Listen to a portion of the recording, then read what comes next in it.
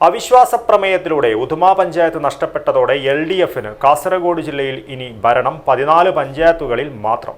പുല്ലൂർ പെരിയ പഞ്ചായത്തിലും അവിശ്വാസ പ്രമേയം കൊണ്ടുവരുവാൻ UDF നീക്കം ആരംഭിച്ചിട്ടുണ്ട്. City Gold and Diamonds, Kerala and Karnataka, the glow of purity. Uduma panchayat ഭരണം അവിശ്വാസ പ്രമേയത്തിൽ നഷ്ടമായതോടെ ജില്ലയിൽ 15 പഞ്ചായത്തുകളിൽ LDFനുണ്ടായ ഭരണം 14ആയി ചുരുങ്ങി. പുല്ലൂർ പെരിയ പഞ്ചായത്തിലും അവിശ്വാസ പ്രമേയം കൊണ്ടുവരാനുള്ള ശ്രമം UDF നടത്തുന്നുണ്ട്.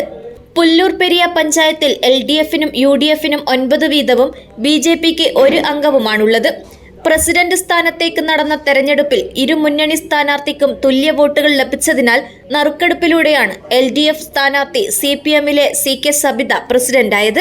ഇവിടെയും അവിശ്വാസ പ്രമേയം കൊണ്ടുവരുന്നത് സംബന്ധിച്ച് UDF ഭരണസമിതി അംഗങ്ങളുടെ യോഗം ചേർന്നതിനു ശേഷമാണ് അന്തിമ തീരുമാനം എടുക്കുക. ജില്ലയിൽ 37 പഞ്ചായത്തുകളിൽ UDFന് 17, LDFന് 14, BJP 5 എന്നിങ്ങനെയാണ് ഭരണം.